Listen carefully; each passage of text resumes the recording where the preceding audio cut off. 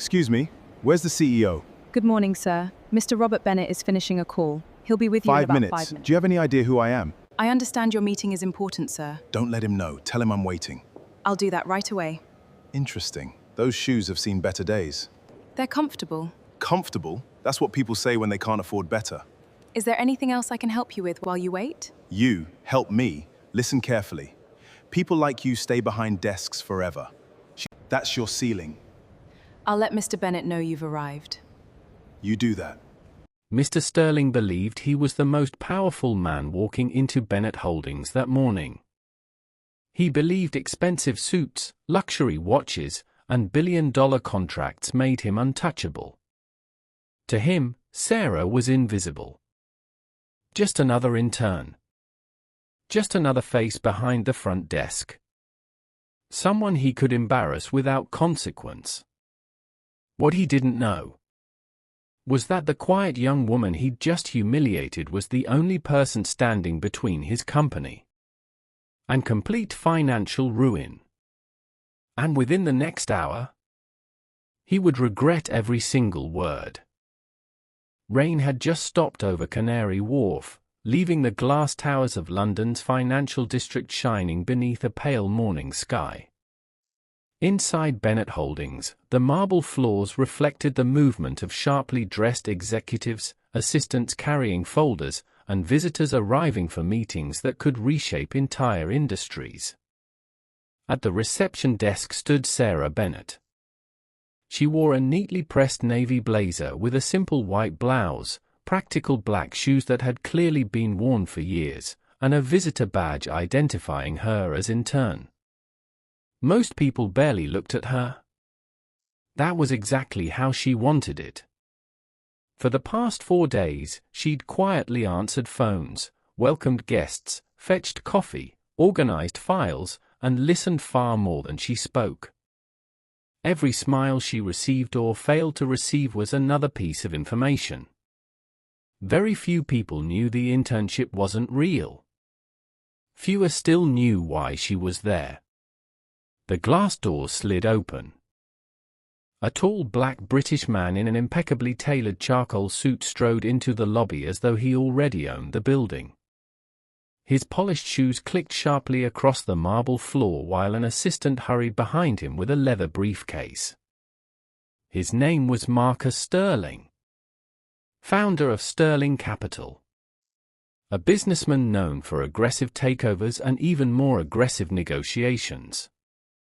Today's meeting could secure a partnership worth hundreds of millions of pounds.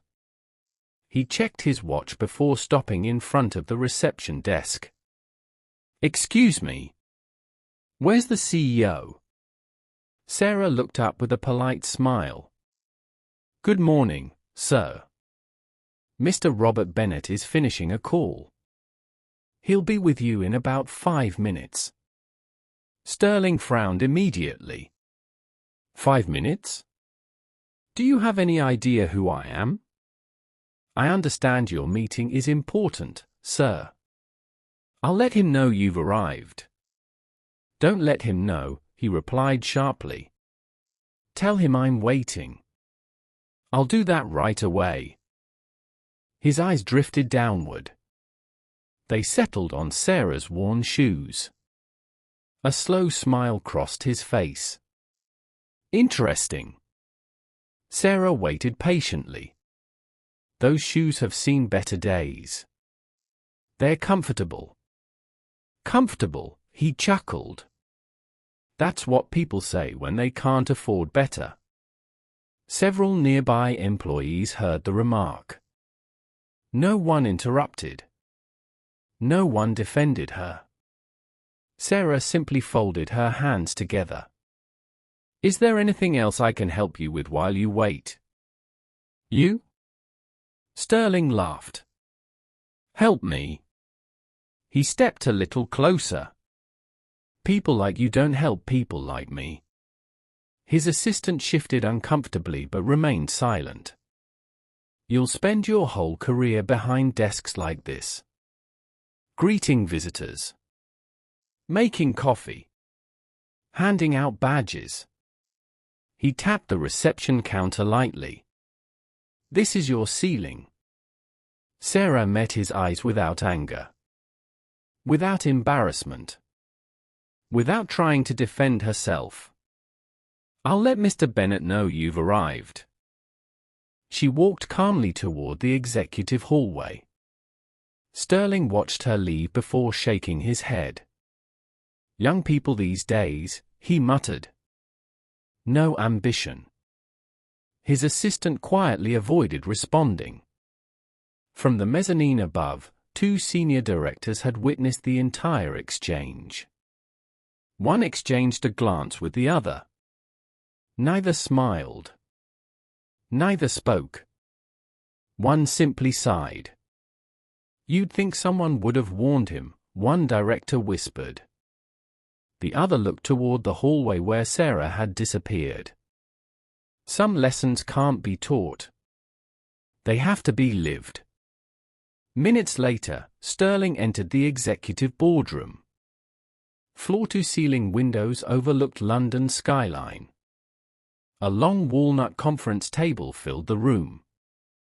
Screens displayed charts forecasting enormous profits if today's agreement went through.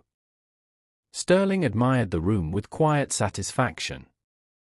By the end of the meeting, he expected Bennett Holdings to become his most valuable strategic partner. He had no idea that the biggest threat to the deal wasn't sitting across the boardroom table. She was walking back into the room carrying a tray of coffee. And before this meeting ended, everything he believed about power, status, and respect would collapse in front of everyone watching. Sarah entered the boardroom carrying a polished silver tray with fresh coffee, bottled water, and neatly arranged cups. The rich aroma of roasted coffee beans briefly softened the tension in the room, but only for a moment. Marcus Sterling barely acknowledged her.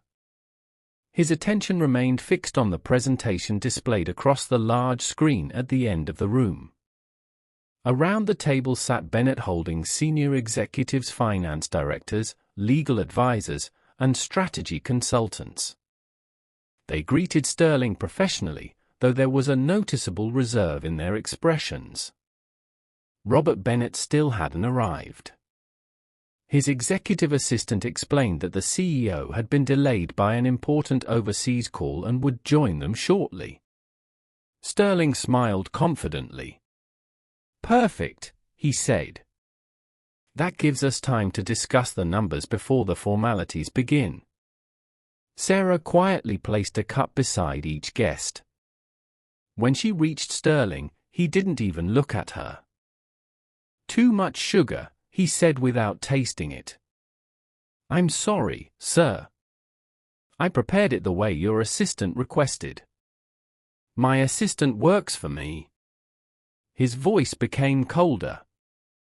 "You work for whoever tells you to." Without another word, Sarah lifted the cup. "I'll bring you another." As she turned away, Sterling casually nudged the glass of water sitting beside him. The glass tipped. Water spread across the polished walnut table before spilling onto the floor near Sarah's feet. "Oh dear," Sterling said with exaggerated surprise. "Looks like you've made quite a mess." A few people around the table exchanged uncomfortable glances. Everyone had seen exactly what happened. No one challenged him. Sarah knelt quietly and began wiping the water with a clean cloth. Sterling leaned back in his chair. "I suppose cleaning is closer to your skill set anyway." His assistant forced an awkward laugh before immediately looking down at his notebook. Sarah continued cleaning without saying a word. Inside, she reminded herself why she was there. Observe. Listen. Don't react. When the floor was dry, she stood. "I'm sorry for the interruption." Sterling waved a dismissive hand. "Just try not to make another one." She nodded politely before leaving the room. Outside the boardroom, She paused long enough to collect herself. Her breathing remained steady. She wasn't upset because of the insult. She was disappointed. Not because a wealthy businessman had mocked an intern, but because someone hoping to become one of Bennett Holdings' closest partners had revealed exactly who he became when he believed another person had no value. Moments later she returned with another coffee. This time the meeting had officially begun. The company's legal team distributed printed copies of the merger agreement while Sterling confidently walked everyone through the proposal. His voice filled the room. Our restructuring model reduces unnecessary oversight while allowing both companies to move capital more efficiently. Several executives nodded as they followed the figures. Sarah quietly collected empty glasses from one side of the room. As she passed behind the legal advisor, one page of the agreement caught her attention. Years of studying corporate finance had trained her eyes to notice patterns most people overlooked. A single paragraph had been rewritten. Only 3 lines. Almost invisible. She slowed for just a second. The revised wording transferred approval authority from a joint financial committee to a private subsidiary controlled solely by Sterling Capital. Hidden beneath layers of legal language, it created a pathway for millions of pounds to move without Bennett Holdings' direct authorization. To anyone unfamiliar with corporate law, it looked routine. To Sarah, it looked dangerous. She quietly excused herself and stepped closer to compare it with the digital version displayed on the presentation screen. The wording was different. Someone had altered the printed contracts. Her expression remained calm. Perhaps there was a legitimate explanation. Perhaps legal had approved the revision. She couldn't assume wrongdoing. But she couldn't ignore it either. As the discussion paused for questions, Sarah walked carefully toward Sterling's chair. She spoke softly enough that only he could hear. "Excuse me, sir." He looked up impatiently. "What is it now?" "I may be mistaken, but Clause 14 in the printed agreement doesn't match the presentation." Sterling frowned. "What?" "The authorization language appears to have been changed." She pointed discreetly to the paragraph. "I thought you'd want to review it before everyone signs." For a brief moment, Sterling stared at the page. His eyes narrowed. Then his face hardened. He slowly looked back at Sarah as though she had committed an unforgivable offense. "You've been reading confidential legal documents." "I only noticed the wording while collecting the files." "So now interns are corporate lawyers." The room fell silent. Sarah lowered her voice even further. "I wasn't trying to interrupt the meeting. I simply thought dash." "You thought?" Sterling interrupted loudly. "You thought you understood a merger worth hundreds of millions of pounds." Several executives shifted uncomfortably. Sarah remained composed. "I only wanted to prevent a possible mistake." Sterling stood so abruptly that his chair rolled backwards. "There is no mistake." His voice echoed across the boardroom. "The only mistake is allowing interns to think their opinions belong at an executive table." The room became painfully quiet. No one reached for their coffee. No one looked at Sarah. Sterling pointed toward the door. "If I were already running this company, you'd be clearing your desk." He took another step. "Actually." A cold smile spread across his face. "Let's save everyone the trouble." He jabbed a finger toward the exit. "You're finished here. I don't care who hired you." I don't care what department you belong to. As far as I'm concerned, you're fired. Sarah looked around the room. Not a single executive agreed with him. But none of them spoke. She simply closed the contract folder in her hands. Understood. Then, with the same quiet dignity she had carried all morning, she turned and walked out of the boardroom. Behind her, the heavy wooden door closed with a soft click. Sterling smiled to himself. He believed he had just demonstrated leadership. He had no idea that every executive in that room was no longer studying the merger agreement. They were studying him. The silence that followed Sarah's departure lingered longer than anyone expected. Marcus Sterling straightened the cuffs of his tailored suit as though nothing unusual had happened. He picked up his leather-bound folder and smiled confidently around the room. "Now," he said, "where were we?" No one answered immediately. The legal director slowly closed his pen. The chief financial officer glanced toward the boardroom door before looking back at the contract in front of him. For the first time since the meeting had begun, Sterling noticed the atmosphere had changed. It wasn't fear. It wasn't respect. It was discomfort. He dismissed it. "Let's continue," he said. "Time is money." The company's general counsel cleared her throat. "Mr. Sterling, perhaps we should wait for Mr. Bennett before moving forward." Sterling waved a hand dismissively. "I'm perfectly capable of explaining my own proposal." The general counsel exchanged a brief glance with the finance director. Neither argued. Sterling mistook their silence for agreement. He launched into another confident explanation of projected profits, overseas expansion, and operational efficiencies. His presentation was polished, persuasive, and filled with impressive figures. Yet something felt different. Instead of writing notes, several executives simply watched him. Not with admiration. With quiet curiosity.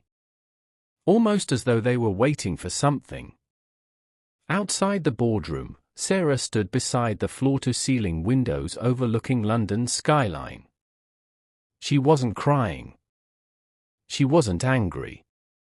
She simply watched the rain clouds drifting over the city. Footsteps approached behind her. It was Helen Carter, Bennett Holdings Director of Human Resources.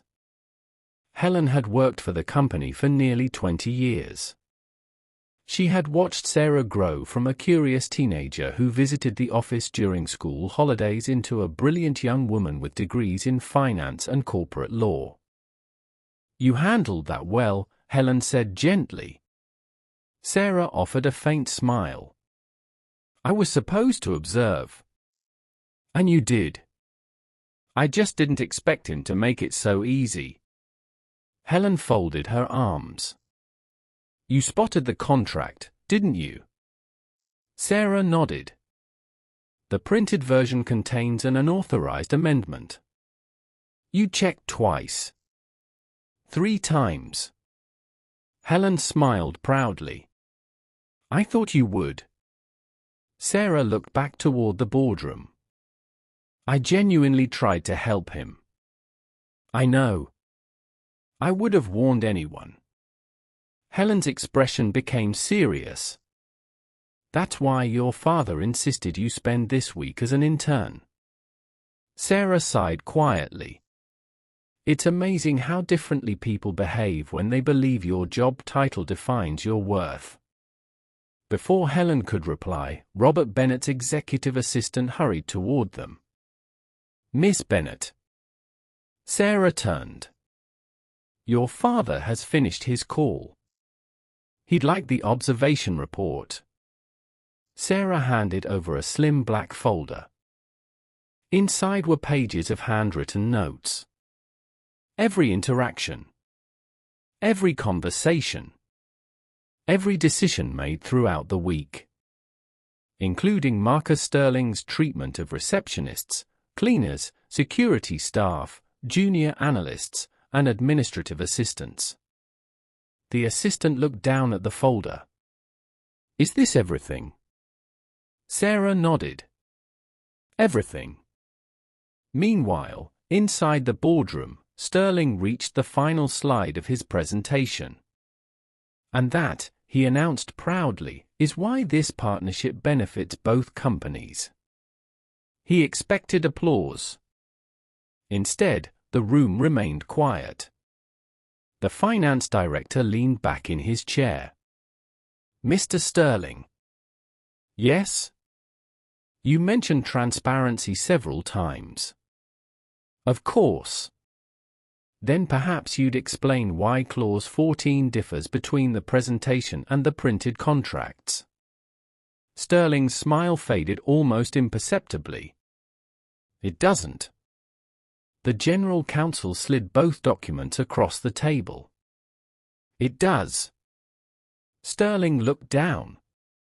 "Only briefly." Then he pushed the papers aside. "A printing error." The explanation came too quickly. The legal director raised an eyebrow. "A printing error that transfers financial authority exclusively to your subsidiary." Sterling forced a laugh. "I'll have my legal team correct it." Before anyone could respond, a familiar voice echoed through the speakerphone positioned at the center of the table. "That won't be necessary." Every head turned. Robert Bennett's voice was calm. Measured. Almost unsettlingly calm. "I'm on my way down." Sterling smiled with relief. Perfect timing. He leaned toward the speakerphone. "Robert, you'll be pleased to know I dealt with a rather unprofessional intern before the meeting started." No response. Sterling continued confidently. "She interrupted confidential negotiations pretending she'd found some legal issue in the contract."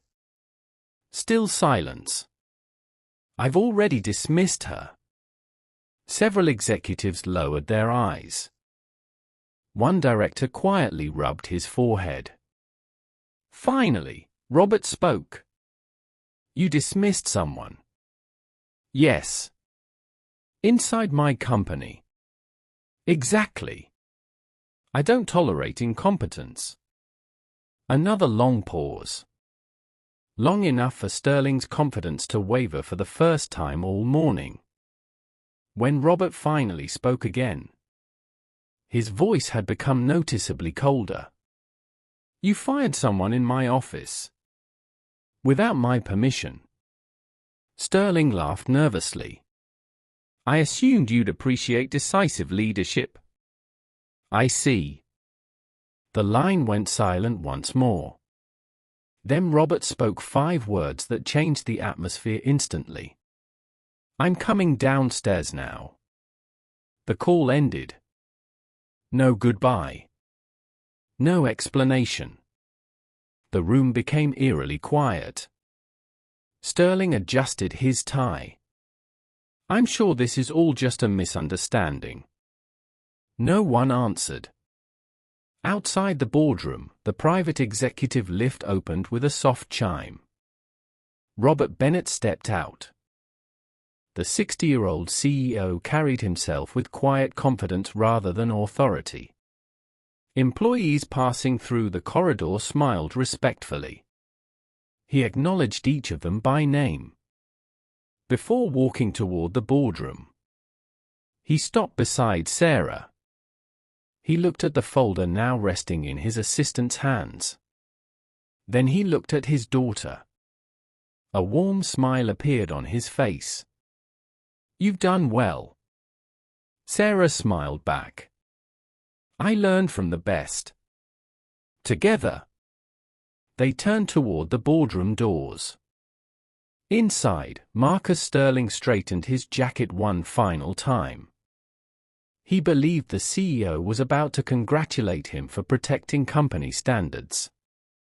Instead, he was about to discover exactly whose future he had tried to destroy, and why everyone else in the building had looked at him with pity instead of admiration. The boardroom doors opened without a sound. Every executive in the room rose to their feet. Marcus Sterling smiled confidently and buttoned his suit jacket. "Robert," he said warmly, extending his hand. Perfect timing. But Robert Bennett never looked at him. He walked straight past Sterling as though he weren't there. Instead, he stopped beside Sarah. His expression softened. "You've been waiting long." Sarah smiled gently. "Only a few minutes." "I'm sorry. I know the overseas call took longer than expected." "It did." Robert looked at the folder in her hands. "Did you finish what we discussed?" "I did." "And?" Sarah nodded. "I observed every department. The culture. The leadership. The respect people show those they believe have nothing to offer." She paused. "And I reviewed today's merger documents." Robert's eyes narrowed slightly. "You found something." "I found an unauthorized amendment in Clause 14. She handed him the marked contract. "It transfers financial approval authority to Sterling Capital through a private subsidiary. If signed, Bennett Holdings could lose control over millions of pounds without requiring joint authorization." Robert studied the page for only a few seconds. Then he looked up. His expression became unreadable. Around the table, no one spoke. Marcus Sterling cleared his throat. "I'm sure there's a simple explanation." Robert still didn't acknowledge him. Instead, he asked Sarah another question. "Did anyone try to stop you from reporting it?" "No." "Did anyone encourage you to remain silent?" "No." "And how were you treated while carrying out your internship?" Sarah hesitated. She glanced briefly around the room. "I was treated exactly the way people believed an intern deserved to be treated." Robert understood the answer immediately. He slowly closed the contract. The quiet click echoed through the boardroom. Only then did he finally turn toward Marcus Sterling. "So, you're the man who decided he could dismiss employees inside my company." Sterling forced a polite laugh. "It was nothing personal." The young woman interrupted an executive meeting. "I simply acted in the company's best interests." Robert looked at him calmly. "My company's best interests?" "Exactly. You believed she was unqualified. She identified herself as an intern. And because of that, you assumed she couldn't possibly understand corporate law." Sterling shifted awkwardly. "With respect, Robert." "She overstepped."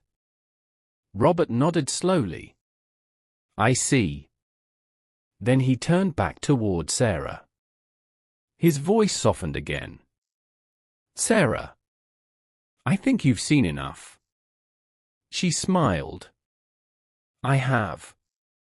Robert faced the executives. "I'd like everyone here to know why Miss Sarah Bennett has spent the past week wearing an intern's badge." Every eye turned toward her. Some already suspected. Others looked genuinely confused. Robert continued. "My daughter completed degrees in finance and corporate law before spending 3 years helping oversee our European investment portfolio." A murmur spread quietly around the room. "Before joining the executive board permanently, I wanted her to understand this company from the ground up." He looked around the table. So I asked her to spend 1 week undercover. No executive office. No private assistant. No family name. Just an intern. He paused.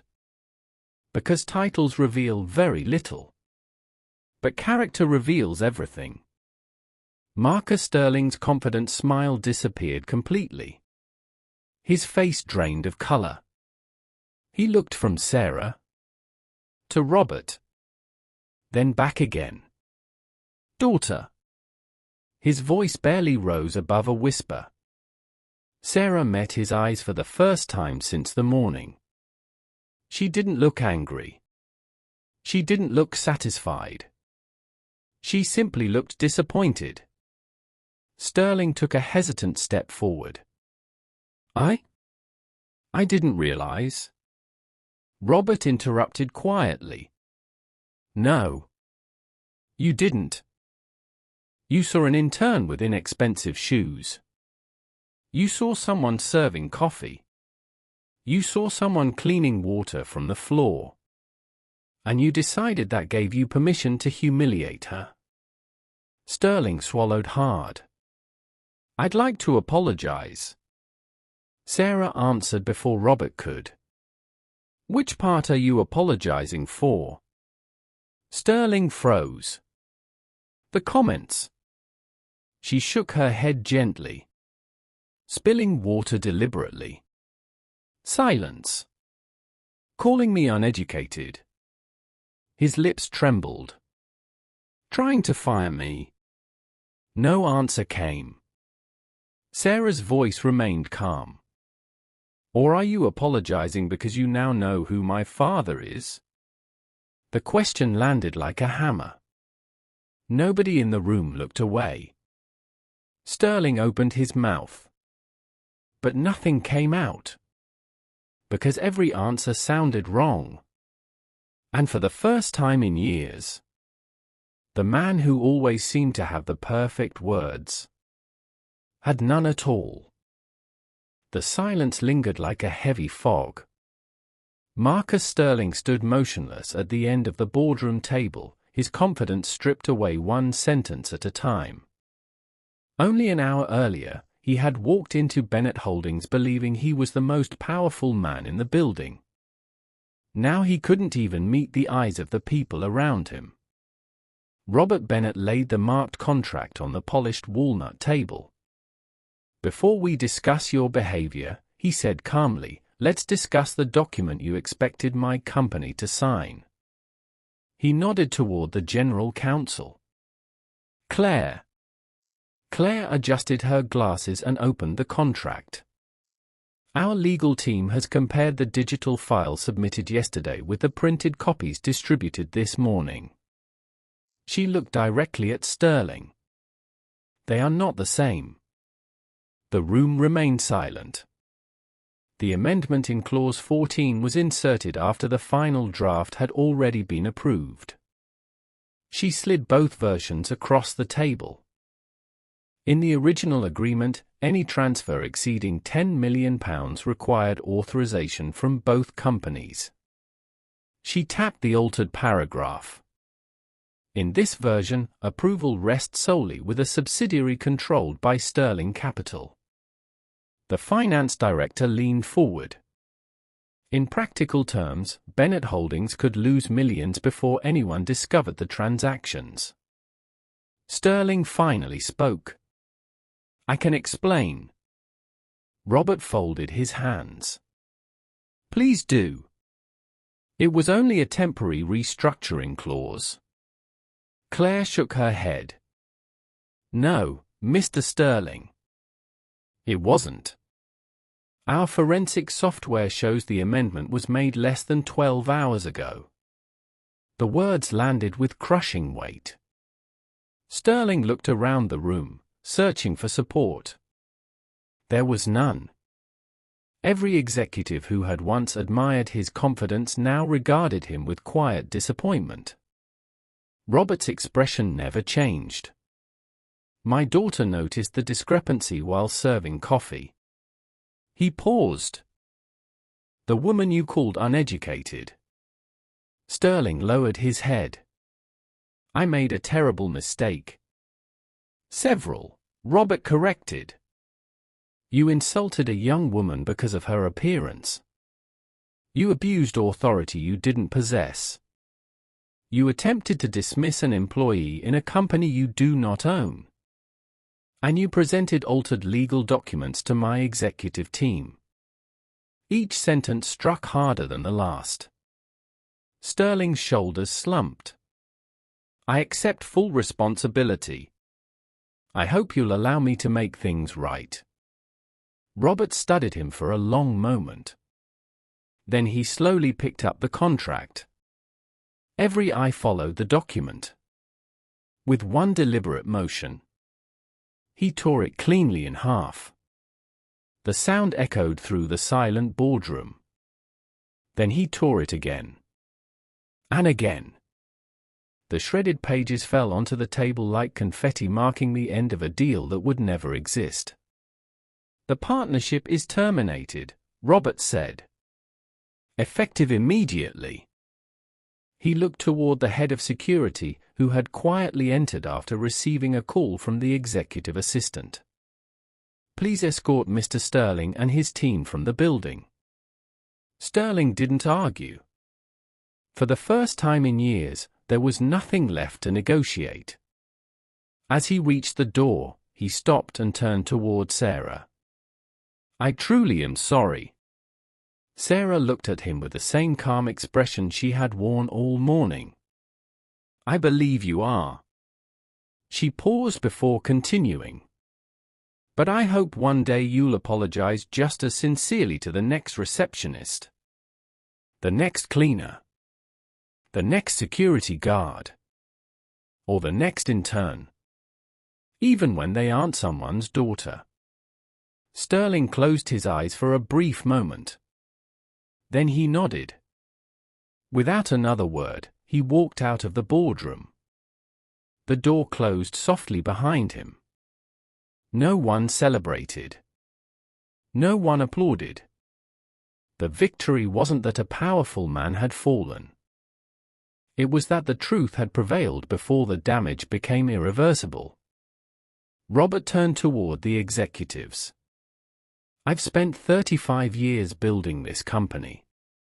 Not just on profits. On people. He looked around the table. If someone treats the most junior employee with contempt, they'll eventually treat a partner the same way. A person's character doesn't change with someone's job title. It simply becomes more visible. The room filled with thoughtful silence. Finally, Robert smiled at Sarah. You've completed your internship. She laughed softly. I suppose that means I passed. I think, Robert replied with a smile, you've earned your seat. He pulled out the chair beside him at the boardroom table. Not because she was his daughter, but because she had earned the respect of everyone in the room. As Sarah took her seat, several executives nodded warmly. This time, they weren't looking at an intern. They were looking at a future leader. Outside the towering glass windows, the clouds that had covered London's skyline all morning finally began to break. Sunlight poured into the boardroom, illuminating the very table where arrogance had collapsed and integrity had prevailed. Sometimes the greatest measure of success isn't found in the suit someone wears, or the car they drive, or the title printed on their business card. Sometimes it's revealed in the way they treat the person holding the door, serving the coffee, or welcoming them at the front desk. Because respect costs nothing. But the lack of it can cost everything. If this story reminded you that kindness and character matter more than status, let us know in the comments. Have you ever seen someone underestimate another person and instantly regret it? If you enjoyed this story, don't forget to like, subscribe, and turn on notifications for more powerful stories of justice, hidden identities, and unforgettable moments only here on Empire Stories.